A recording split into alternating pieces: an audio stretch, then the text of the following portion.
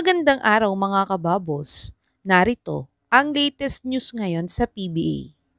Chris Ross, sinisisi ang papalit-palit nila ng coach kaya sila natalo sa semifinals kontra Barangay Ginebra.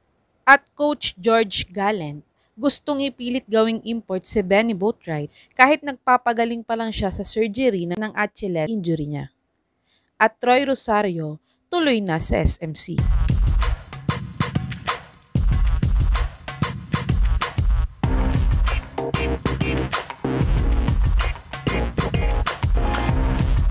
Natalo nga ng sister team nilang Barangay Ginebra ang powerhouse team na SMB last Sunday sa Game 6 ng serye nila. Kahit nga powerhouse ang lineup ng SMB ngayong conference, ay di pa din nila kinaya ang magandang chemistry ng Ginebra team. At dito nga ay naniniwala nga ang playing coach ng SMB na si Chris Ross nang papalit-palit nila ng import ang dahilan kung bakit sila natalo sa Ginebra. Dahil ang Ginebra daw ay may resident import na si Justin Brownlee, kaya't maganda nga daw ang chemistry nila as a team.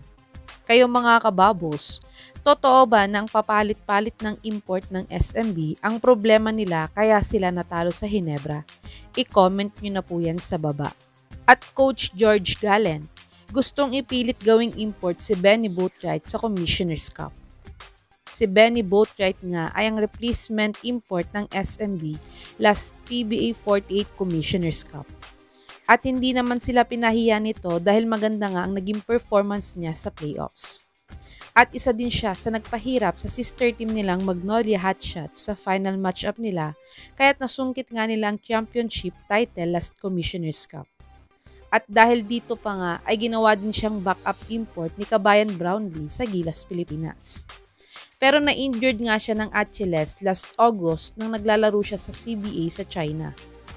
Isa nga ang Achilles injury sa mga pinakamalalang injury na dapat iwasan ng isang basketball player. Dahil 4 to 6 months nga ang pinakamatagal na recovery time ng ganitong injury. Pero halos mag-aapat na buwan pa lang ang nakakalipas matapos ngang ma-injured itong si Boatwright.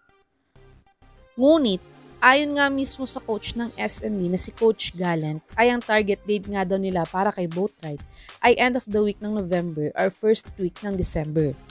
At dagdag pa nga niya ay madali lang naman daw itong i-condition kung sakali. Sa tingin niyo mga kababos, dapat bang ipilit ni Coach George Gallant na paglaruin si Boatwright ngayong Commissioner's Cup o ipag fully recovered muna nila siya? Comment niyo na po yan sa baba.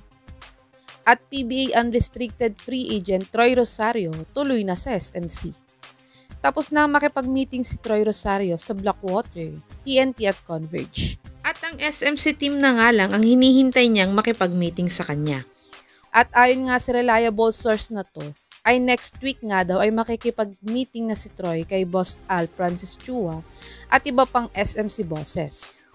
Tatlo nga ang team ng SMC sa PBA at ito ang Ginebra, SMB at Magnolia. Sa tingin niyo mga kababos, saang team kaya mas kailangan dalhin ni Boss Al Francis Chua si Rosario kung sa kanila nga ito mag-sign? I-comment niyo na po yan sa baba.